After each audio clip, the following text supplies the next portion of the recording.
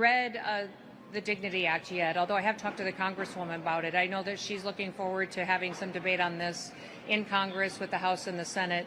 You know, what I do and what ICE does every single day is go out and enforce the law.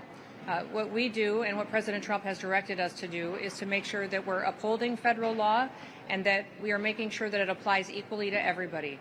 No longer will the law apply to some people and not to others. Illegal criminals in this country are not going to get priority over American citizens. So I'm incredibly proud of our ICE officers that they're out there every day making sure that we're getting murderers, rapists, pedophiles off of our streets and getting them out of our country.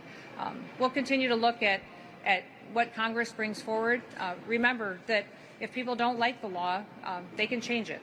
They just need to have Congress do that. What we do is that we implement and we uphold the law. Yes. Yes.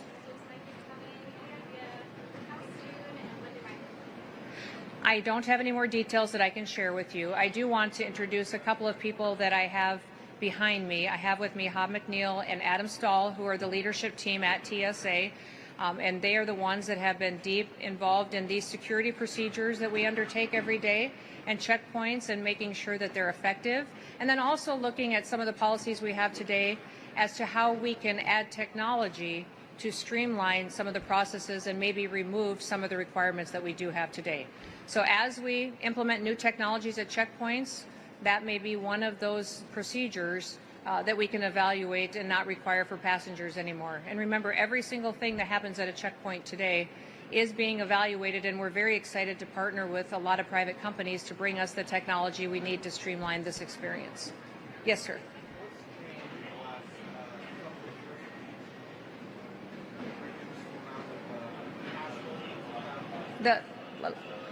We have a layered security process right now that we did not have, I would say, 5 to 7 years ago, and the technology and scanners of either luggage or individuals and the exit lanes as well streamlines it, makes it go a lot faster. Every time you have more and more agents out here that are required to do more hands-on, it slows things down for those passengers. So we are currently talking to many different companies about what they can do to streamline their processes as far as combining the screening process so that individuals can walk into a checkpoint and not have to take off their shoes. The next ones that we'll be evaluating is what it requires for the liquids, for removing electronics, all of those. My goal would be that someday someone could walk into an airport, walk through a scanner and go right to their airplane. That's the goal and that's the challenge I put in front of TSA and these companies, and I'm hopeful that we'll continue to be able to make good announcements like this.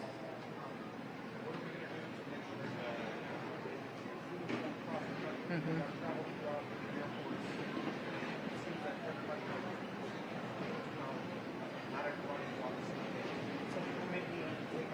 Yeah. I've noticed that too. Yes, we're streamlining our training and our management as well. And one thing I'll remind some folks is we've got some airports in this country that also have private companies that do the screening. TSA contracts with them. But we do think it needs to be consistent. And we are working to do that and to make sure that every passenger, when they walk in, that they know exactly what's expected of them so that it can go faster and be much more streamlined so it's more efficient.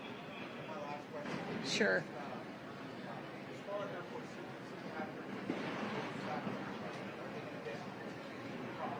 Well, one of the things that we're excited about is with the bill that just passed that had resources in it, President Trump's big, beautiful bill, had resources for TSA that will have the ability to invest in that technology.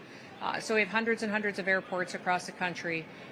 So it's a big investment, but I'm also looking for a private-public partnership in a way that will be really accountable to taxpayers and take our dollars even farther to make sure we get the best technology, but also negotiating that contract for the constant upgrades that are necessary when you implement that kind of opportunity and machines like you see in front of us. When we go to the next level, it's going to be something that we'll need to continuously stay on top of so that we can stay on top of the threats that are out there as well.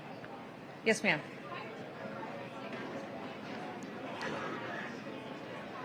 Okay.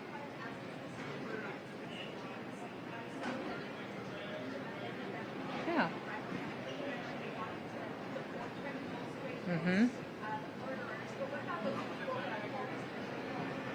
Mm-hmm. Yeah, what I would say to them is to go home. They still have the opportunity to self-deport, to go back to their country. Right now, we're buying plane tickets for people to go back to their home countries. And also when they land, we give them $1,000. And then they get the opportunity to come back the right way. That is still the very best option for everybody who's in this country illegally. And that would be my hope is what they would do. I've actually gone to, I think it's 10 different countries already, and talked to those countries about supporting their citizens when they come back home. Many countries in Latin America have instituted already programs that when individuals come back home, they will give them loans for houses. They will give them training for jobs. They will give their children scholarships for an education. So these countries such as Guatemala, Honduras, Colombia, we're going to Ecuador here soon, Argentina, Chile, Mexico.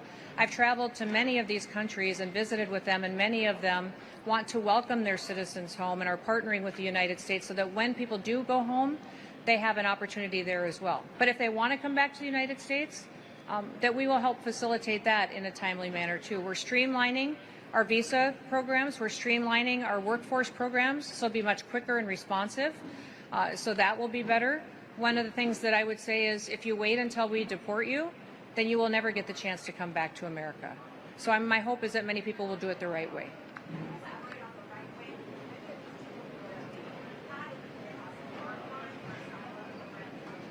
The people who are being removed right now today are people that have crimes against them that they've either been convicted of, or they have charges against them, or they have final removal orders. So that is the focus and the priority of the Trump administration. If somebody else has been interviewed and has been talked to and has been detained by ICE for that process and that due process, it could be because of who they're affiliated with or the business that they were affiliated with.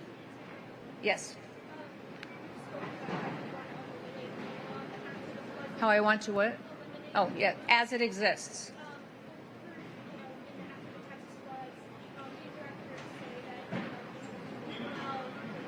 Yeah. I think people have this idea of what FEMA is, and it needs to change how it exists today. FEMA is supposed to be an agency at the federal level that looks at disaster response through a different lens than what it has in previous years, especially under the Biden administration. All emergencies and disasters should be executed by local officials, people in those local cities and counties. It should be then managed by the state. The state manages that disaster response and makes the best decisions for the people that live there. The federal government should come in and support, which means what do you need, what can we get you, how can we help? And especially when you look at a situation like Texas, when it's so widespread and there's such a devastating loss of life and families who are suffering, it has to be immediate. That has not been FEMA's story in the past. And so that is what we are changing, is FEMA being responsive, immediate declarations that launch help. We saw our Coast Guard was on the ground. And that's the other thing is, the box of responding to these states and the needs that they have doesn't just come through FEMA. The Coast Guard was there within hours. Border Patrol was there with their BORTAC teams responding and helping people get rescued from the swift waters. FEMA was there within hours. We've had over 700 different people from FEMA deployed to that area.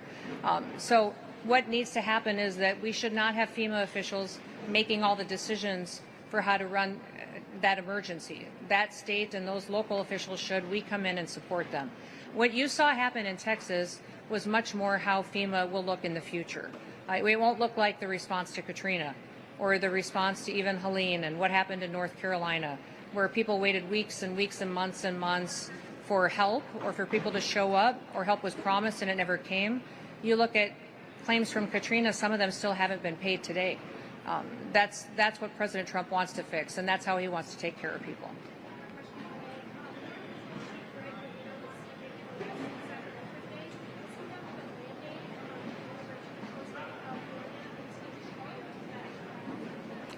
We have had a partnership that President Trump implemented on immigration enforcement that has been a whole of government approach, which means we have many, many different agencies that are partnering with us. So Border Patrol is one of those. The marshals have been helping us, the ATF, the DEA. We've had different states, their highway patrol, their law enforcement officials have helped us, many sheriffs. We have agreements called 287G agreements that we've signed I think we have over 800 of those across the country. So using all these different agencies, local, state, and federal, helps us to be much more cooperative. And we're very thankful for Greg's leadership. He's been a fantastic leader in making sure that we're going after those worst of the worst criminals that we see across this country. I'll take one more question.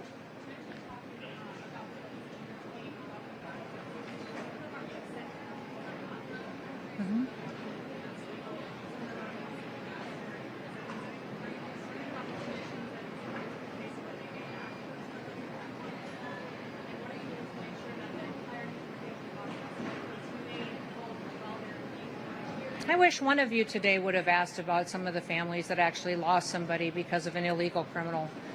Would have asked a question about some of these families who are victims of crime that's been perpetuated across our streets. Because it's very rare I get asked a question anymore at press conferences about what the consequences have been of our open border. President Trump has removed over 600 known and suspected terrorists from this country since he's been in office. Thousands and thousands of known gang members, TDA members, MS-13 members. So if they're going to a third country, if we're deporting them to a third country, it's because their country doesn't want them and won't take them. That means that many of these individuals are murderers, that they're rapists, they're individuals their own country doesn't want them back, and so we're removing them to a third country. We've got some.